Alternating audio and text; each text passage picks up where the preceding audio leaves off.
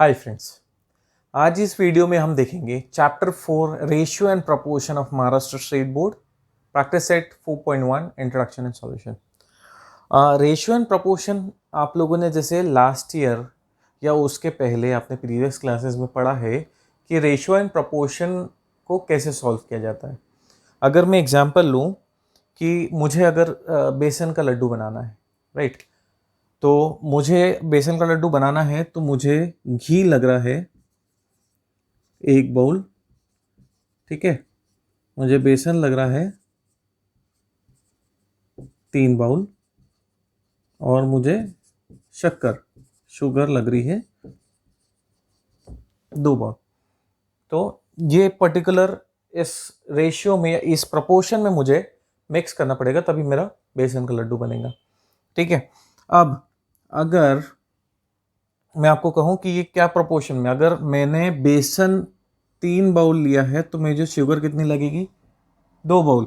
तो अगर मैं बेसन और शुगर का लूँ तो बेसन और शुगर क्या रेशियो में है, बेसन एंड शुगर दैट इज 3:2, या मैं इसको लिख सकता हूँ 3/2, या मैं घी और शुगर के बीच में अगर देखूँ तो इनके बीच में क्या रेशियो है, दैट इज़ 1:2 या 1/2 लिख सकता हूँ इसको मैं, ठीक है।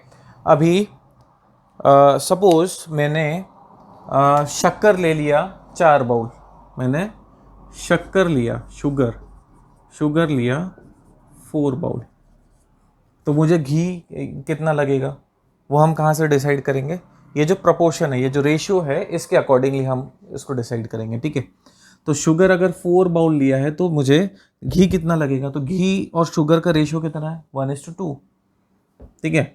तो हम ये ले लेते हैं कि घी x बाउल लगा है हमें, तो ये क्या क्या प्रोपोर्शन बनेगा 1/2, that is equal to x/4। Ghee to sugar लिया ना हमने रेशियो, तो ये प्रोपोर्शन में हमने लिख दिया। जब आप इसको सॉल्व करेंगे तो ये कितना हो जाएगा, क्रॉस मल्टीप्लाई हो जाएगा। So this will be 4 is equal to 2x, या 2x इज इक्वल टू 4, ये 2x 4, so x is equal to 4 divided by 2, that is equal to 2। तो मुझे अगर शुगर 4 बाउल लिया तो मुझे x क्या लिया था मैंने, दैट इज़ घी, तो घी मुझे कितना लगेगा 2 बाउल। तो ये जो प्रोपोर्शन है, इसी प्रोपोर्शन के हिसाब से मैंने कैलकुलेट किया है, राइट। अभी ये जो हमने अभी तक के देखा था, या आपने जो अभी तक पढ़ा है, वो 2 चीज़ों के बीच में कंपैरिजन था, ठीक है। यही जो रेशियो है ये मैं 3 या उससे ज़्यादा में भी कंपैरिजन कर सकता हूँ, या यही वाला हम 3 इसमें भी ले सकते हैं। 3 इसका कैसे बनेगा, इस पर्टिकुलर इसका बनेगा 1:3:2, या मैं इसको लिख सकता हूँ 1x 3x और 2x, ठीक है। अब मैं अगर आपसे कहता हूँ कि मुझे, जब भी हमने शुगर लिया था, बेसन ले लेते हैं। बेसन अगर मैंने 9 बाउल मैंने अगर बेसन यूज़ किया, 9 बाउल मैंने बेसन यूज़ किया, तो इस पर्टिकुलर प्रोपोर्शन के हिसाब से मुझे शुगर और घी कितना लगेगा, तो वो हम कहाँ से कैलकुलेट करेंगे, यहाँ से, ठीक है। तो बेसन वाला जो रेशियो है वो यहाँ से ले लो आप। बेसन कितना है 3x इज इक्वल टू 9, तो x मेरा कितना आया 3, कितना आया 3x is equal to 9, x is equal to 3। बेसन का ही कैलकुलेट पुटअप किया था ना मैंने। अब x की वैल्यू 3 आ गई, तो ये वैल्यू आप शुगर और घी के लिए लगा लिए। शुगर का कितना है, sugar is equal to 2x, that is equal to 2 into 3, तो शुगर कितनी लगेंगी हमें 6 बाउल, और घी कितना लगेगा, घी is equal to 1x 1 into 3 bowl, ठीक है। तो ये जो हमने 2 वाले रेशियो का लिया, हमने अभी तक पढ़ा था, उसी को मैं 3 इसमें भी कन्वर्ट कर सकता हूँ। 3 के बाद मैं इसे 4 में भी कन्वर्ट कर सकता हूँ। एग्जाम्पल में अगर मैं कहूँ आपको कि मेरे पास एक कंटेनर है, कंटेनर के अंदर 4 अलग अलग कलर के बॉल्स हैं, ठीक है। अब वो बॉल्स जो है वो क्या रेशियो में है, 1:2:4:8, 1:2:4:8। तो ये कितना, अगर मैं इसको x कंसिडर करता हूँ तो ये कितना होगा 1x 2x 4x और 8x। जैसा मैंने 3 वालों के लिए कैलकुलेट किया था वैसे इसके लिए कैलकुलेट करेंगे। अब ये जो अगर मैं रेशियो की बात कर रहा हूँ, ठीक है, अब वो जो मैंने एक कंटेनर में जो बॉल मैंने आपको बताया कि ये रेशियो में है, वैसे ही कंटेनर अगर मेरे पास बढ़ गए, ठीक है, या मैं अगर कहूँ कि उसी प्रोपोर्शन के हिसाब से मैंने और कंटेनर बनाया, ठीक है। So suppose this is green, this is red, this is blue and this is yellow, ठीक है। मैं अगर कहूँ कि मेरे पास ब्लू लिया ना, ब्लू वाले मेरे पास 12 बॉल है, ब्लू वाले 12 बॉल है, ठीक है। तो मेरे कितने कंटेनर बनेंगे, और उसके लिए बाकी वो कंटेनर के हिसाब से मुझे बॉल्स कितने ये वाले लगेंगे। तो इसको कैलकुलेट कैसे करेंगे हम? So this is 4x is equal to 12, so x is equal to 12/4 that is equal to 3। तो यही अगर प्रोपोर्शन के हिसाब से अगर मैंने बॉल पुटअप किया तो ब्लू वाले बॉल मेरे 3 कंटेनर में जाएंगे, ठीक है। तो 3 कंटेनर के हिसाब से मुझे बाकी बॉल भी लगेंगे। तो येलो कितना लगेगा मुझे? Yellow is equal to 8x is equal to 8 into 3 24। वैसे ही बाकी दोनों का भी हम कैलकुलेट कर सकते हैं। ये सेम जो हमने अभी 3 इसके लिए लिया वैसे हम 4 इसके लिए भी ले सकते हैं। जैसे फॉर एग्जांपल मेरे पास इज टू 8, मेरे पास कोई नंबर है, ठीक है, नंबर्स जो है 4 नंबर्स वो इस पर्टिकुलर रेशियो में है, ठीक है। मैं अगर कहूँ कि ये जो नंबर्स थे मेरे पास उनका सम है कितना? 45। उनका सम कितना है? 45। सो सम क्या करेंगे इसको? This will B 1x plus 2x plus 4x plus 8x, ठीक है। तो अब ये पूरे का सम कितना आ रहा है? 45। इसको ऐड करेंगे तो ये कितना हो गया? 8 4 12 प्लस 2 14 और 1 15, x इज इक्वल टू 45 और x is equal to 45/15 that is equal to 3। तो x की वैल्यू कितनी आई मेरी? 3। सो अगर मैं नंबर्स निकालने जाऊँ तो मेरा पहला नंबर क्या है? 1x इज इक्वल टू 3, है ना, दैट इज 1 इंटू 3। दूसरा नंबर क्या है? 2x, 2 into 3 6। तीसरा नंबर क्या है? 4x, 4 into 3 12। फिर नेक्स्ट नंबर क्या है? 8x, 8 into 3 that is equal to 24। तो ये जो मेरे 4 नंबर है वो ये है, क्या क्या है? 3 6 12 एंड 24। इनका एडिशन कितना आएगा? 45, ठीक है। अब इसके बाद है आप लोगों को डायरेक्ट एंड इनवर्स प्रोपोर्शन। देखिए डायरेक्ट और इनवर्स प्रोपोर्शन में डिफरेंस क्या है? डायरेक्ट प्रोपोर्शन में क्या होता है कि अगर एक क्वांटिटी या एक चीज बढ़ रही है तो उससे जो प्रोपोर्शनेट है वो भी बढ़ेगा, वो अगर कम हो रही है तो वो भी कम होगा। फॉर एग्जाम्पल मैं अगर आपसे कहूं कि 1 लीटर पेट्रोल में एक गाड़ी 40 किलोमीटर चलती है, 1 लीटर पेट्रोल में 40 किलोमीटर, ठीक है। अगर मैं कहूं कि 2 लीटर में कितनी चलेगी? That will be 40 into 2 80 kilometres. 5 litre में कितनी चलेगी? That is equal to 40 into 5 कितना होता है? 200 किलोमीटर। तो यहाँ अगर आप देख रहे होंगे तो मैं एक क्वांटिटी बढ़ा रहा हूँ तो मेरी दूसरी क्वांटिटी भी बढ़ रही है। मतलब डायरेक्ट प्रोपोर्शन में मेरा पेट्रोल ज़्यादा रहेगा तो उतनी ही गाड़ी ज़्यादा चलेगी। इनवर्स प्रोपोर्शन में क्या होता है कि मैं एक चीज़ बढ़ा रहा हूँ तो दूसरी चीज़ कम हो रही है। एग्जाम्पल के लिए गाड़ी का ही एग्जाम्पल लेते हैं हम। मैंने अगर कहा आपसे कि हाँ 1 घंटे में मैं गाड़ी यूज़ कर रहा है, 1 घंटे में वो कितना चल रही है? 1 घंटे में वो कवर कर रही है 60 किलोमीटर।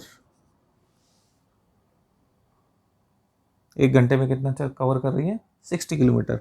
और उसकी स्पीड कितनी है? 60 किलोमीटर पर आवर, ठीक है। 60 किलोमीटर ट्रैवल करने के लिए कितना लग रहा है उसको? 1 घंटा, ठीक है। मैं अगर कहूँ कि मैंने स्पीड बढ़ा दिया 90 किलोमीटर पर आवर में, सेम डिस्टेंस ट्रैवल करने के लिए मुझे कितना टाइम लगेगा, सेम डिस्टेंस ट्रैवल करने के लिए मुझे कितना टाइम लगेगा, 1 घंटे से कम, 45 मिनट्स। ठीक है, मैंने अगर स्पीड और बढ़ा दी 120 किलोमीटर पर आवर, ठीक है, तो कितना टाइम लग रहा है मुझे सेम डिस्टेंस कवर करने के लिए, 30 मिनट्स। सेम डिस्टेंस कवर करने के लिए 60 किलोमीटर ट्रैवल करना है, 30 मिनट्स। मैंने अगर कहा कि मैंने स्पीड कम कर ली, टाइम कितना लगेगा मुझे, 2 आवर। तो यहाँ अगर आप देख रहे हो, मैंने जब स्पीड बढ़ाई तो टाइम कम हुआ, जहाँ मैंने स्पीड कम की टाइम बढ़ गया। तो ये कौन से प्रोपोर्शन में, this is what, inverse proportion. Direct proportion में मैं एक क्वांटिटी बढ़ाऊंगा तो दूसरी भी बढ़ेगी, इनवर्स में एक बढ़ाऊंगा तो दूसरी कम होगी। मैं अगर एक एग्जांपल और इसका लूँ, तो अगर मैं कुछ फ्रूट्स ले रहा हूँ, ठीक है, फ्रूट्स में कैसा होता है कि मैंने अगर पैसा बढ़ाया, 60 रुपये किलो है, मैंने अगर 120 रुपये दिया तो मुझे 2 किलो मिलेगा, 180 रुपये दिया तो मुझे 3 किलो मिलेगा। ठीक है, तो ये क्या हो गया, डायरेक्ट प्रोपोर्शन। ठीक है, इनवर्स प्रोपोर्शन आप लोगों ने ऑलरेडी देखा है कि एक चीज़ बढ़ेगी तो दूसरी चीज़ ऑटोमेटिक कम होगी। ठीक है, तो डिफरेंस समझ में आया। अब इसके बाद हम शुरू करेंगे practice set 4.1। Practice set 4.1 first question. First question में आप लोगों को क्या दिया हुआ है कि आपको नंबर्स के पेयर्स दिए हुए हैं और उसको आपको रिड्यूस करना है। ठीक है, फर्स्ट टू सेकेंड। तो पहला वाला क्या है, आपको फर्स्ट वाले में फर्स्ट वाला है 72 एंड 60। ठीक है, देखो अभी हमें रिड्यूस करना है तो हम नॉर्मली आप या तो उसका HCF निकाल के उसको रिड्यूस कर लो, या हम एक एक जो प्राइम नंबर्स है उससे रिड्यूस करते हैं।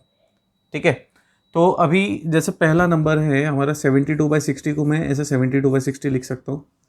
सबसे पहले हमें इसे इसका HCF हाईएस्ट कॉमन फैक्टर निकालना पड़ेगा। तो 72 और 60 का हाईएस्ट कॉमन फैक्टर कितना है, 72 एंड 60 का HCF होता है 12। ये आप लोग कैलकुलेट कर लोगे। ठीक है, तो अब हमको क्या करना है कि 12 से दोनों को डिवाइड करना है। सो अगर आप देखोगे तो ये कितना हो जाएगा, this is equal to 6 into 12, this will be 5 into 12।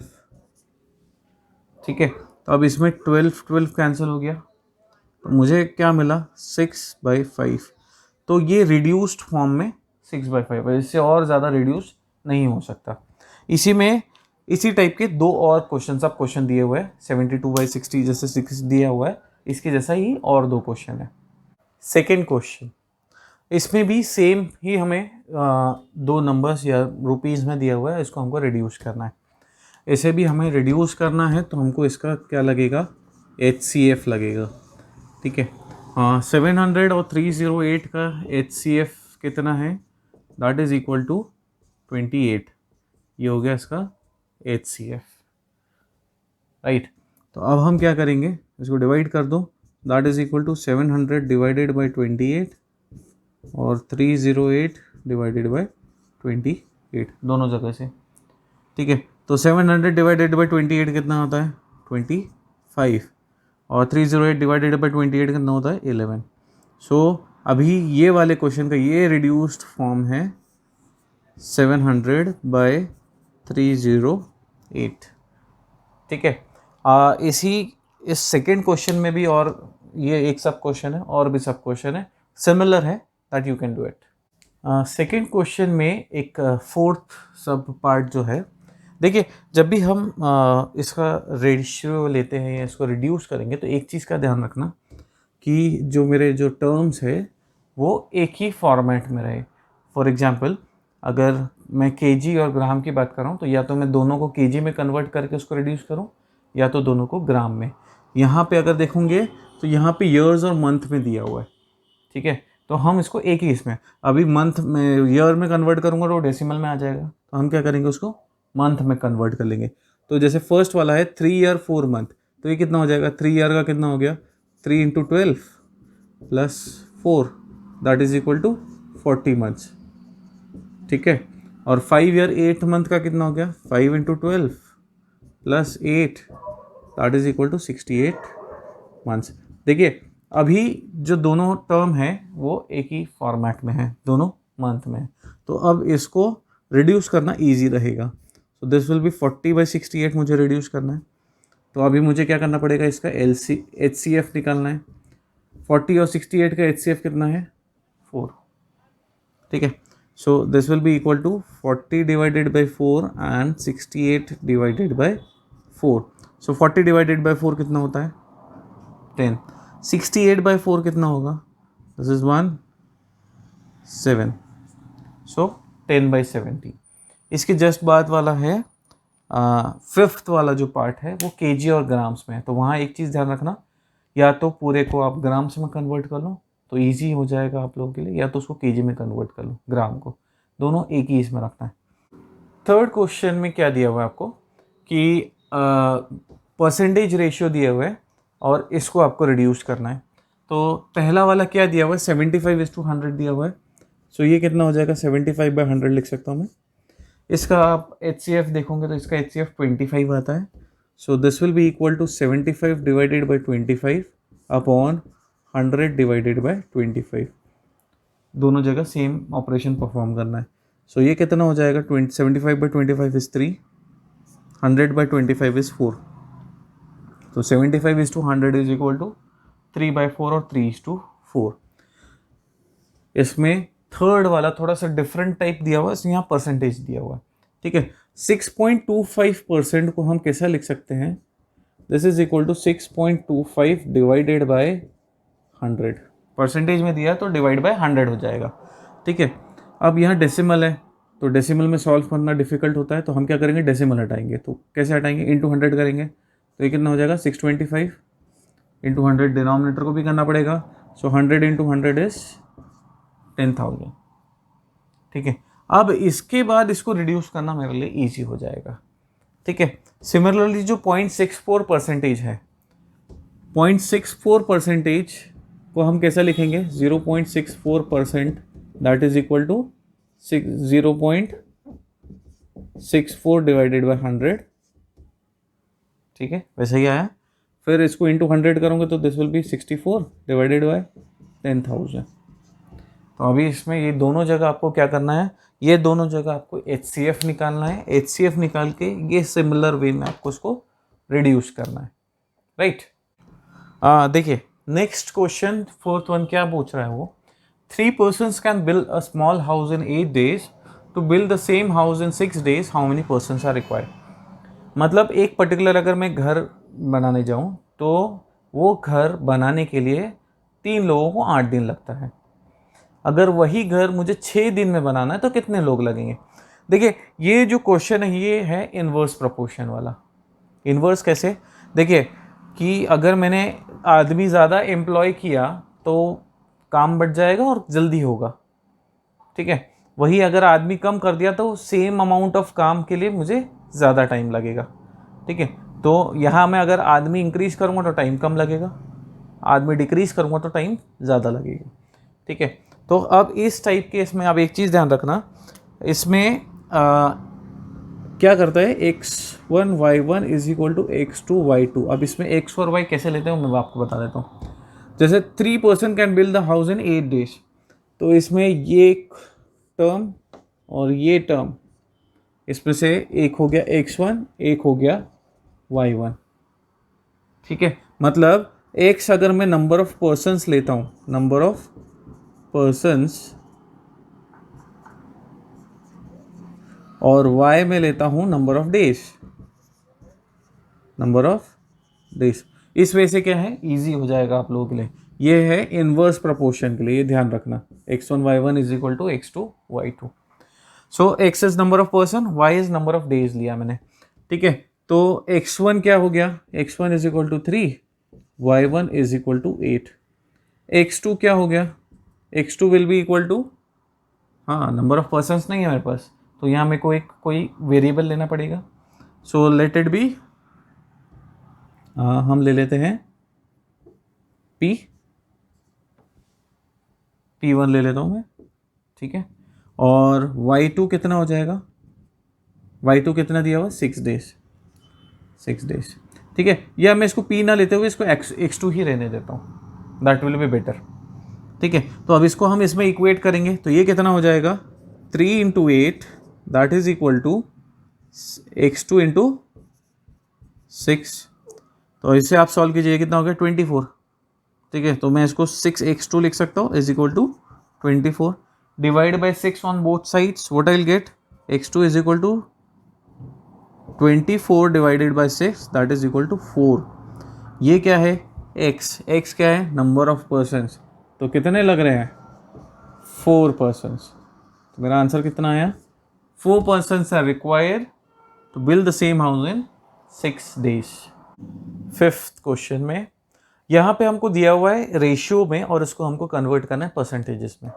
Last वाले क्वेश्चन में हमने देखा था, हमने क्या किया था, देखो एक मैं एग्जांपल जो लास्ट वाला किया था, जैसे 0.64% था, तो हमने इसको कैसा लिखा था, 0.64 डिवाइडेड बाय 100। तो मुझे अगर परसेंटेज में करना है कन्वर्ट तो मुझे डिनोमिनेटर 100 लेके आना पड़ेगा। ठीक है, फर्स्ट वाला देखिए, जो फर्स्ट वाला है इसमें क्या दिया हुआ है, 15:25 या 15/25 लिख सकता हूँ।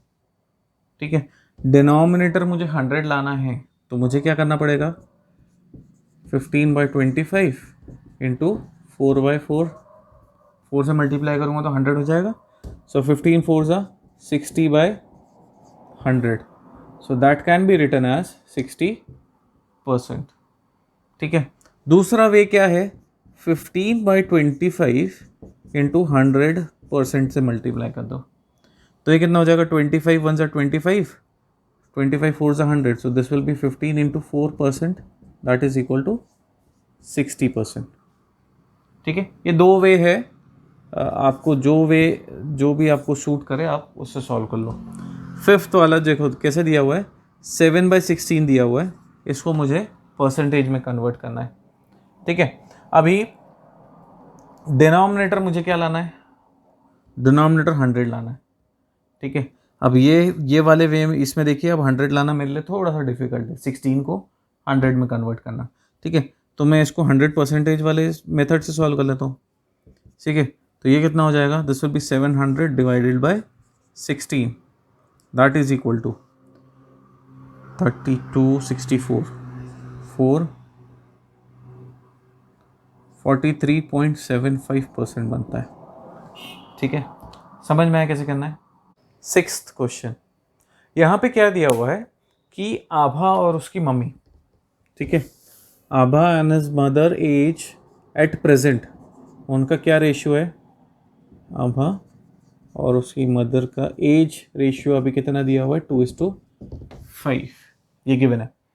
इसमें एक और एक चीज़ क्या दिया हुआ है कि जब आभा का बर्थ हुआ था, जब उसका जन्म हुआ था, तब उसकी मदर का एज कितना है, मदर्स एज एट आभास बर्थ 27 यस, ये गिवन है मेरे पास। ठीक है, अभी हमें ये दोनों की एजेस कैलकुलेट करना है। ठीक है, सो हम क्या बोलेंगे, लेट आभा से एज कितनी है हम रखेंगे, that is equal to 2x, और उसकी mother's age is equal to 5x। ठीक है, देखो ये प्रेजेंट एज है। ठीक है, ये प्रेजेंट एज है, प्रेजेंट एज आज की तारीख में। वो क्या बोल रहा है कि जब आभा का जन्म हुआ था, जब उसकी मदर का एज कितना है, 27, तो जब उसका जन्म हुआ था उस टाइम मदर का एज अगर मैं यहाँ से कैलकुलेट करने चाहूँ तो वो कितना होगा, this will B 5x minus 2x। 5x minus 2x कितना, भाई आज जो भी उसकी मदर की एज है उसमें से अगर आभा की एज निकाल दो तो जब उसका बर्थ हुआ था उतनी एज होगी उसकी मदर की।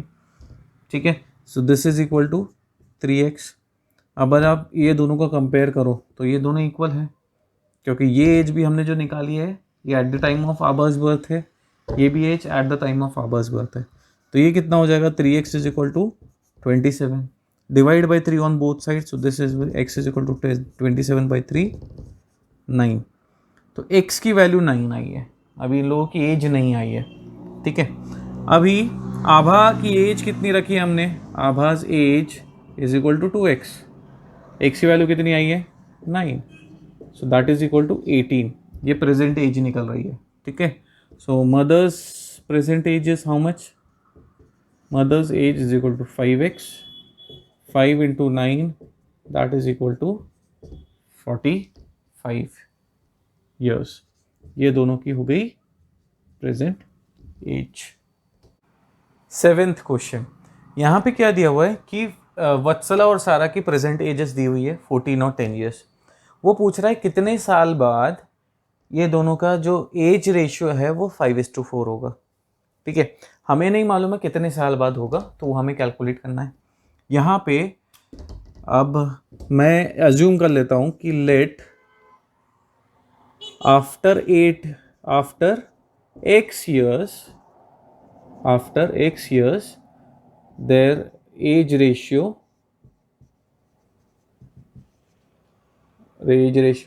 will be 5:4। हमने क्या अज्यूम किया कि x साल बाद, हमें नहीं मालूम है कितने साल बाद, तो हमने उसको अज्यूम कर लिया x years, ठीक है। अब x years बाद रेशियो 5:4 बन रहा है, तो अगर मेरे को इक्वेशन बनाना है तो x years बाद वत्सला की एज कितनी हो जाएगी, आफ्टर x years वत्सला कितना हो जाएगा, वत्सला की एज हो जाएगी आपकी 14 प्लस x years, और सारा की एज हो जाएगी 10 प्लस x, दोनों की एज में कितना ईयर जुड़ गया, x years, ठीक है। अब क्या बोल रहा है, ये दोनों का रेशियो 5:4 हो जाएगा, सो हम इसको ऐसा ले लेते हैं 14 plus x divided by 10 plus x is equal to 5/4, ठीक है। मतलब मुझे क्या कैलकुलेट करना है, x, राइट। तो अब इसको क्या करेंगे, हम क्रॉस मल्टीप्लाई कर लेंगे, तो ये कितना हो जाएगा 4 into 14 plus x is equal to 5 into 10 plus x, right. So 4 into 14 is how much, 16, 56 plus 4x that is equal to 50 plus 5x, right. Interchange कर ले, इसको राइट साइड में ले जाएंगे, इसको लेफ्ट साइड में ले जाएंगे, तो मुझे क्या मिलेगा 56, 50 इधर लेके आया तो प्लस 50, तो कितना हो गया -50, क्या है इसके साथ 4x, इसको राइट साइड में ले जाएंगे, सो this will B 5x minus 4x, ठीक है। इसको इंटरचेंज कर लेते हैं, लेफ्ट को राइट, राइट को लेफ्ट लिख लेते हैं, तो 5x माइनस 4x कितना हो गया x, 56 माइनस 50 कितना हो गया 6, तो x क्या है 6। तो after 6 years Vatsala and Sara age will be in the ratio 5:4। 8th question में क्या दिया हुआ है आपको, रेहाना और उसकी मदर का रेशियो, एज रेशियो दिया हुआ है, तो वो दोनों का एज रेशियो कितना दिया हुआ है 2:7।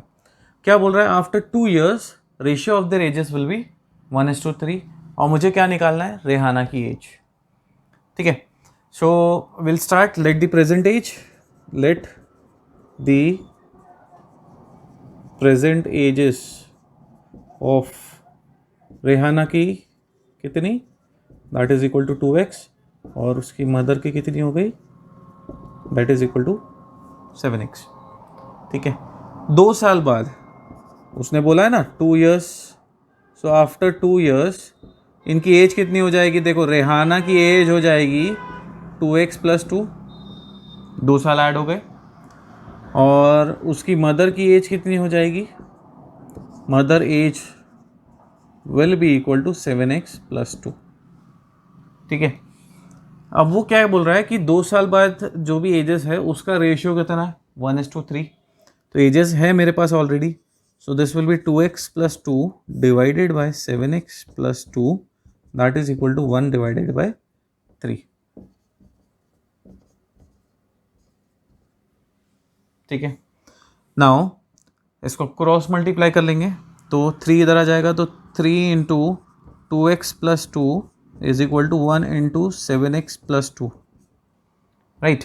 सो 3 into 2 is 6x plus 6 is equal to 7x plus 2, 6x को राइट साइड में ले आएंगे, 2 को ये लेफ्ट साइड में लेके आ जाएंगे, तो ये कितना हो जाएगा 6 माइनस 2 इधर आ गया तो प्लस था तो माइनस हो गया, is equal to 7x, 6x उधर गया तो माइनस हो गया।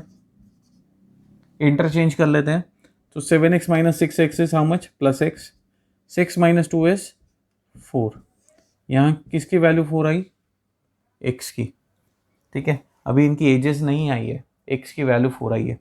देखो अभी रेहाना की एज कितनी बताना है हमको, Rehana age is present age is how much, मुझे रेहाना की एज निकालनी है। So Rehana's present age, Rehana's present age is equal to how much, 2x, that is equal to 2 into x की वैल्यू कितनी हमने कैलकुलेट की है 4, so 2 into 4 is 8 years. Rehana की करंट या प्रेजेंट एज कितनी आ रही है 8 ईयर्स।